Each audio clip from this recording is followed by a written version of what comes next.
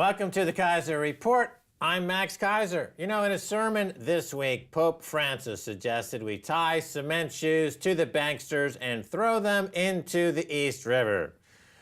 Of course, I paraphrase. His exact words may have been slightly more nuanced, but the gist was the same, in my opinion. Meanwhile, in Vietnam, Vu Ca Cao, the former general director of Agribank Financial, faces the death penalty for embezzling 533 billion dong. That's about $25 million. Chop, chop for Vu Van Kok. And how? Also this week, a former U.S. Fed official confessed to complaining or committing some horrific, deadly money-printing sins.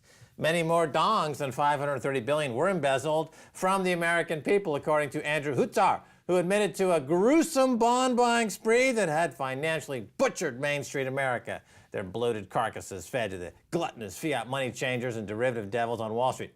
I'm sorry, said the repentant quantitative easer. Oh. Alas, Andrew, the Pope, has spoken, and he says Harry's of London does a nice line of cement shoes. Oh, that's lovely. Max, well, the Pope headline reads as follows: Pope Francis, corruption fury, tie them to a rock and throw them in the sea. He was talking about corrupt officials. Whether or not he was speaking about the church or government officials, it's open to interpretation. But I think your cement shoe quote came from the King Keiser version of the Bible. Oh, right. You know, remember over there at Goldman Sachs, you had the head of the CEO saying he does God's work, Lloyd Blankfein. Well, apparently the Pope, who is the God's bishop on earth, begs to differ, didn't he? He's saying that Lloyd Blankfein should be thrown into the river with a stone tied to his neck. If these politicians and these governments aren't going to enforce justice, then they want some vigilante old-style justice. Oh, the Bible is replete with instances of this type of vigilantism in the greater interest of the greater good by the greater being. And that's why people like Blankfein and Jamie Dimon, according to the Pope, Honey, that's according to the Pope. That's according to the King Keiser interpretation. What? He just said he'd tie a rock to their necks and throw them in the river.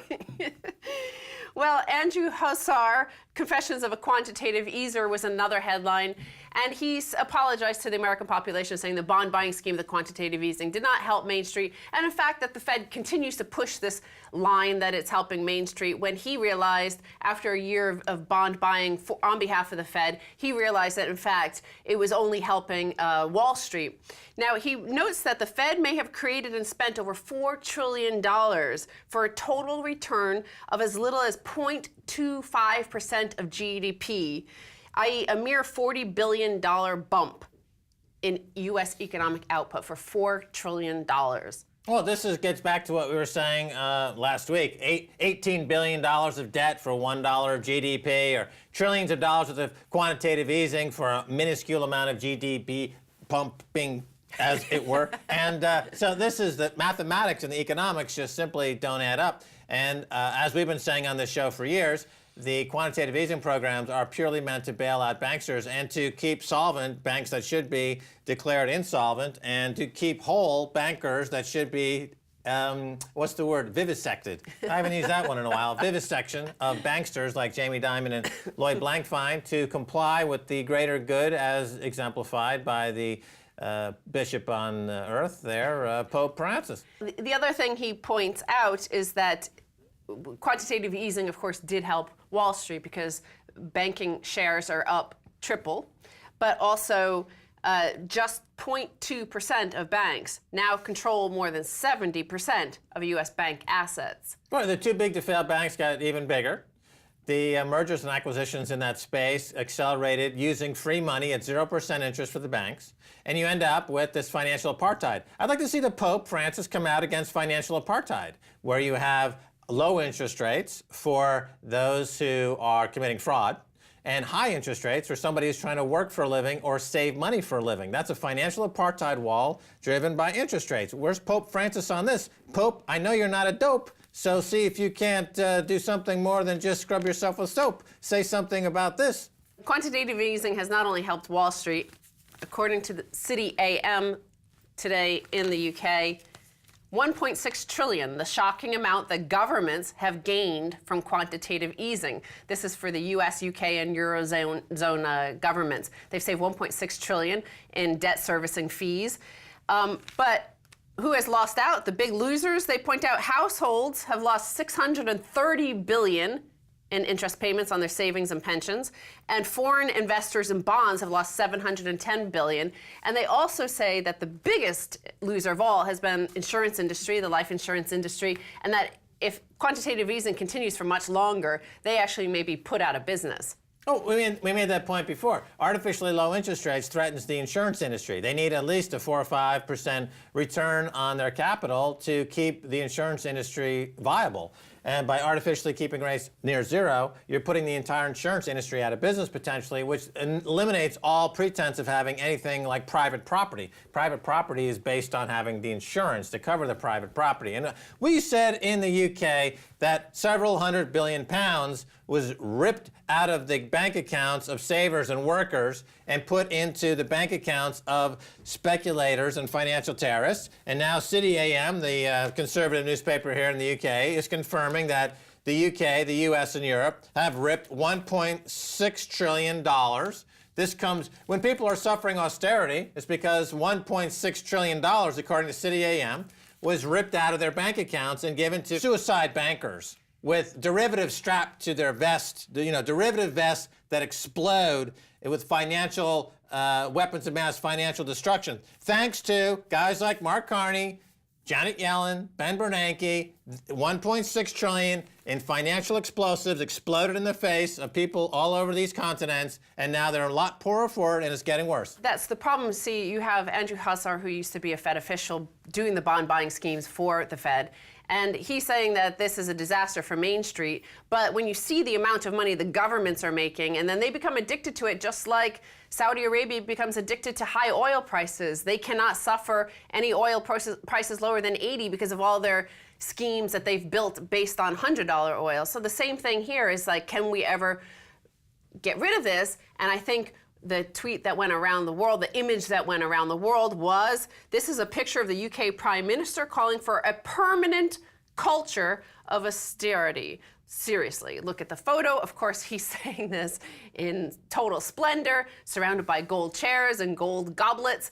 And here is a picture of his audience. As you see, everybody looks resplendent in their finery, and he was calling right there for a permanent culture of austerity. What he really means is this permanent culture of 0% interest rates. Well, Cameron is the London whale. Yeah. I think that picture proves it. This guy Hussar, who is the former FOMC participant who's now blowing the whistle on the central banking system, he's doing a Tony Blair. Remember, after Tony Blair murdered, by some estimates, by the Lancet, 1 million innocent Iraqis, he went to Jesus. He became a Catholic. He went to the Pope and said, I'm ready to join Jesus, and please absolve me from my genocide. That was Tony Blair's appeal to the Pope. Now this guy, Hussar, wants to say the same thing. I was participating in $1.6 trillion worth of financial terrorism, and I murdered people when I was at the Federal Open Market Committee. Will Jesus have me now, Pope? Pope, will Jesus have me now? And the Pope is saying, hey, dudes, guess what? According to the Bible, you should strap a rock onto your neck and jump in the river and go down and swim with the fishes, because you're a sinful, guilty. Again, you paraphrase, of course, what the Pope No, is that's what the Pope says. On the internal documents over at the Vatican, which I've seen, he's saying, Tony Blair's a frickin' Also in the news this week was Mark Carney, the head of the Bank of England here, and he said house price rises are actually just reflection of people's expectations of higher wages in future. Utter bollocks, says Nick Trace. Of course, we know that's not true because for 40 months straight, incomes in the UK have been declining after inflation, which is running at 2.7% or 2.2% now. Wages were up 0.7%. So as you see, they're losing out to inflation. Mark Carney is, he just lies, basically. He lies. He's full of lies. He's saying that house prices are going up because people expect house prices to go up. He doesn't mention the fact that he's running the Bank of England printing press at full tilt, that he wants to take bank assets from 400% of GDP to 900% of GDP, that he's in league with the terrorists, okay? Again, I hate to, belabor the point, but if you look up financial terrorists in the dictionary, there's a picture of Mark frickin' Carney with a hockey puck stuck to his forehead and a big, kielbasa, dangling from his lip, or whatever it is they eat up there in Canada. Maple sugar? What is it up there? Well, Ganja? Well, yeah, he says that British people expect their wages to increase, not just their house prices. Now, all of this stuff is talking about... Why would he say they expect their wages to increase?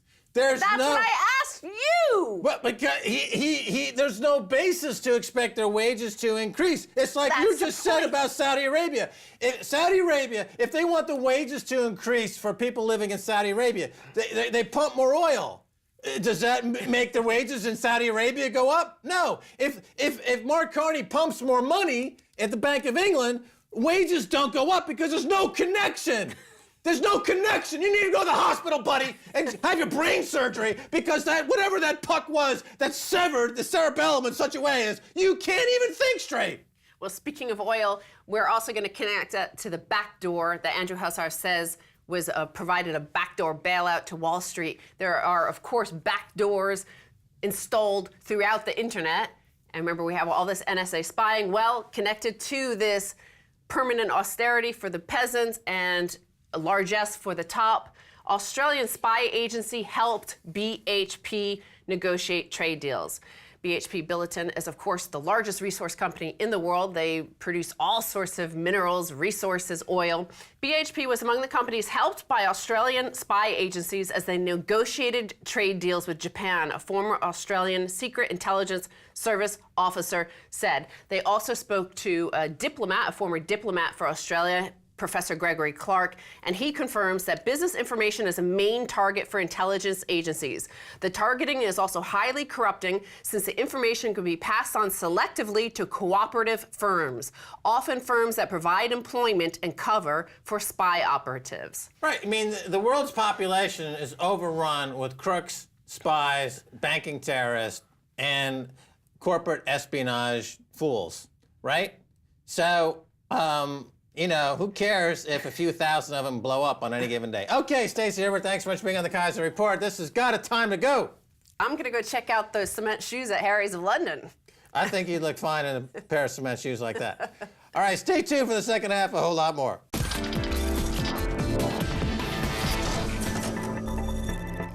Welcome back to the Keiser Report. I'm Max Keiser. Time now to go to New York and speak with one of the, quote, 15 most dangerous people in the world, according to one survey, Mr. Cody Wilson. He's the founder and director of Defense Distributed, a nonprofit organization that develops and publishes open source gun designs, so-called wiki weapons, suitable for 3D printing. The firm became internationally known in 2013 when it published the plans for the Liberator, a functioning pistol that could be reproduced with a 3D printer. Cody, welcome to the Keiser Report. Max, it's a pleasure, man. It's been a while. I've looked forward to doing something like this with you. Yes, well, great to have you on. Cody Wilson, you're famous for the Liberator, of course, but now you are seeking crowdfunding for your next project, Dark Wallet. So relating to the Bitcoin space, tell us about Dark Wallet. So Dark Wallet would be a thin wallet that would run in the browser as a browser extension. And then also it would basically include another layer of security, basically protections and protocols that don't really exist in current wallets. Among them most prominently, we're advocating for what we're calling trustless mixing, which is basically another layer of financial privacy and security that people can't really see what you're doing with your Bitcoin transactions. Okay, let me jump in right there because we're jumping right into a pretty technical space here. So let's try to unpack this a little bit. So first of all, in the Bitcoin space, there are several divisions of labor, so-called, in this space. You've got the Bitcoin miners, you've got the Bitcoin transactors or merchant processors, and then you've got these Bitcoin wallets. This is where people store their Bitcoins. They've either acquired them through an exchange or they've mined them. So you guys, you and Amir Taki over there at Dark Wallet, you've come up with a wallet that you feel is going to be immune from any kind of prying eyes, or it's a safer wallet? What is a thin wallet? Describe what a thin wallet means. Thin means that basically another set of servers handle the blockchain. So our client wouldn't be one where you have to wait for the entire blockchain to download or blocks and to be downloaded every time in between transactions. You just do Bitcoin.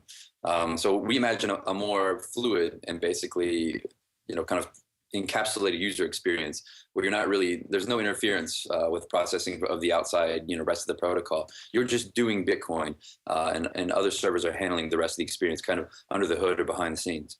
Okay, so this would take care of one problem I've heard about Bitcoin, is that it eats up a lot of processing speed on your computer. So this thin wallet, so-called, would give you, that will solve that problem. You mentioned something else there about commingling funds or commingling Bitcoin. And this is a very important issue because Bitcoins are, each one is essentially numbered, you could say. And therefore, by making these coins mingled in a pool as part of the transaction, you have engineered another layer of anonymity, correct? That's right, yeah. Basically, it's kind of a tactical thing, right? You're making it more difficult to forensically investigate, the certain routes of transactions, or to make it more difficult to triangulate who's spending what and where it's going. So we're mixing deterministic wallets where every single transaction you use comes from a new address, with a certain concept that mixes that with other people's addresses from maybe a trusted address book you have in a virtual lobby structure. I don't mean to make it sound complicated, but it's another way of doing Bitcoin mixing, which is really talked about, or coin join, which is talked about quite a bit. But the proof of concept is here, so we're really eager to integrate it into this wallet. Okay, so now, of course, you're known originally for the 3D gun, the wiki weapons, as they're called. And now you're into this new Bitcoin wallet. And of course, you're funding this project over another innovation, which is crowdfunding. There's a project up online. So you're really, Cody, living in a trifecta of disruptive technologies. It's really remarkable. I think you are the citizen of the future, perhaps, but you're crowdfunding this project. Tell us about that. Oh, I don't like to use that word anymore. It's become, just a piece of advertisement used by, Hollywood liberals and everybody. Oh, disruption, well, whatever. You'll come and call me if it's disruptive, right? Like with the gun. But yeah, we see basically this whole stable of technologies. Look at how they kind of enable relatively weak and small marginal groups of people to affect their dreams or implement their strategies and put them into the world, through the internet. So I guess, I don't know, you can't really say it's intentional, but yeah, we did 3D printing, we're doing Bitcoin. And by the way, I've been a Bitcoin enthusiast for a while now. Where we see opportunities now, we see that we have the leverage and perhaps the visibility to do our projects and acquire the money. Just recently, just yesterday, I told it up, and we've raised our complete goal for the funding of Dark Wallet. We've raised about $50,000. Bitcoin appreciation helped with that. But I mean, look, I had that campaign up for maybe 10 days, and we raised all the money. All right, now let's talk a little bit about some of the political implications and philosophical implications of all this. Your innovation and the invention here with Dark Wallet and with the Liberator is putting you into practice what your ideal economic world looks like. Can you elaborate on what you hope Dark Wallet and Bitcoin are able to do to alter or affect or influence the current U.S. financial system? There's a political edge to this, Cody. Tell us about it and how that works. So yeah, if you know anything about me, that's what makes me most eager to enter, this kind of fray, that there's this political and ideological division, but more specifically in Bitcoin right now, there's a kind of continual disavowal, or even the trustees of Bitcoin, in a sense, right at this foundation, kind of maintain this distance from what the practices that they're actually carrying out. I mean, if you're a lead engineer for a cryptocurrency, right, Satoshi's cryptocurrency, and you constantly disavow some of its like fundamental anarchist, tendencies, there's a difficulty and an anxiety, a kind of a gradient of fear that people are worried about. So we've entered the space to draw a line in the sand, to kind of ruin or corrupt some of the more mainstream messaging that we're starting to see from these Bitcoin entrepreneurs and other people. We want to say, look, Bitcoin will be this tool for anonymity, this kind of permanent gadfly on the current financial superstructure, and it's not just like Jaron Lukowitz, as some of these guys say. oh, it lowers transaction costs. It's great for banks. Kumbaya, it's good for everybody. No, there will be fundamental differences and divisions, and there's no way to avoid the conflict. And we're here to kind of force the conflict. We think Bitcoin is fundamentally subversive. Right. So going back to the origins of Bitcoin, the manifesto, if you will, or some of the original comments made by the entity Satoshi Nakamoto, who is either an individual or a group of individuals responsible for the Bitcoin protocol, we know that they did leave behind some comments saying that they were upset or they had a huge issue with how the banking system worked, how the economy would work, that this was meant to bring in a new way of organizing an economy, a new currency, a new cryptocurrency. And of course, going back 3 years, 4 years ago, this was dominated by, I guess, what you could call almost a crypto punk community. I mean, deep hacker community, very small, very dedicated. And they consider themselves, I guess you could say, to be purists, whereas now, 3 years later, you have more of a commercial side of Bitcoin going on, and you have the Bitcoin Foundation, which is really the public face now of Bitcoin. Is this split between the purists, and maybe you can describe to me what would entail being a purist, is this, and the split with the more commercial side? Can you two guys, entities live, can you coexist? Is there going to be any kind of a growing rift, or is it just basically going to go down two parallel paths? Cody Wilson, your thoughts? I know. I think your description is, of course, mainly good, valid, right? I think, of course, the two mentalities should exist, but one has tremendously more visibility and resources, and maybe it will always be that way. This is the story of the adoption of technology, right? It's kind of taken from a group of early adopters with a more communal and committed sense, and then it's adopted, and anyone can enter the space, and it can be for them what they want it to be. I want to be kind of clear about this. I'm not trying to say, no, Bitcoin must be this thing, and we want to take it away. I'm really more interested in complicating the messaging. As you might be aware, there's going to be some Senate hearings on the 18th about like, well, what are we going to do about this Bitcoin thing? Because the superpower is concerned, and I'm just I don't want there to be this kind of parade of the usual suspects saying, well, so long as we can preserve certain things for the United States, this is a beneficial technology. No, I really want to destroy and kind of corrupt this constant inertia toward a co-option and encapsulation of these technologies. It's okay to be eager for a subversive technology to challenge everything that you see. And I think that our message has less and less visibility. Just like in the other day, the Coinbase guy and some other guys are in the Times. They just wiped the Silk Road off the map, and it just seems that there's this narrative about how all of these, what we think more interesting stories are kind of, they're not getting the visibility that they deserve. I think Bitcoin means 1,000 Silk Roads, right? There will always be the Bitcoin Foundation and these interesting commercial players, but I think there will always also be these incredible black markets and the rise of the dark web, and we literally have no visibility. Now, Cody, even just in the last 3 months, there's been a remarkable sea change, and we saw it with the revelations by Edward Snowden, who was able to blow the whistle on what the NSA is doing. And with what you're doing there with Dark Wallet, and of course with your the Liberator, which is the downloadable 3D printed gun, we also see it overlapping in New Zealand with Kim.com and his struggle to break free of the MPAA and other copyright cartel in America. The single word that ties all those things together is encryption. Suddenly, people understand that encryption is possibly the last defense against a total dictatorial surveillance police state. Your thoughts? Yes, and even on our campaign page, I described it very much the same way. Encryption or anonymity as a human capacity is one of the only tools left in our kind of hyper-modern moment. One of the only implements left in the dwindling garrisons of liberty.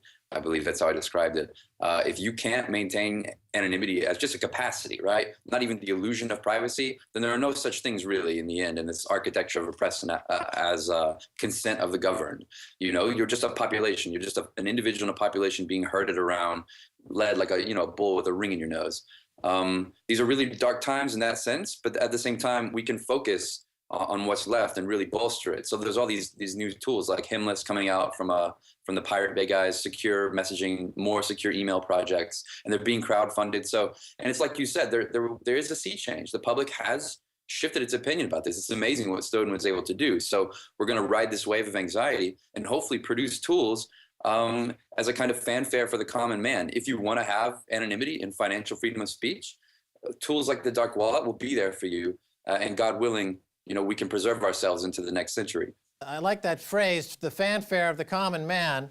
This is really a time in history where very few people are standing up for the interest of the commonwealth or the common man. And I think back just a few months ago with what happened with Aaron Swartz, who was very much fighting for the interest of the public domain, the interest of the common man, and he was hounded to death by the MPAA. He eventually killed himself as a result, as his father indicated, by the hounding from the MPAA or the government. But anyway, Cody Wilson, thanks so much for being on the Keiser Report. Great to see you. Yeah, thanks so much. That's going to do it for this edition of the Keiser Report with me, Max Keiser, and Stacey Herbert. I'd like to thank our guest, Cody Wilson, who is crowdfunding Dark Wallet. You can still contribute to that campaign. The more you give, the better it is, I guess, with your Bitcoins. If you'd like to get in touch with us, tweet us at Keiser Report. Until next time, Max Keiser saying bye, y'all.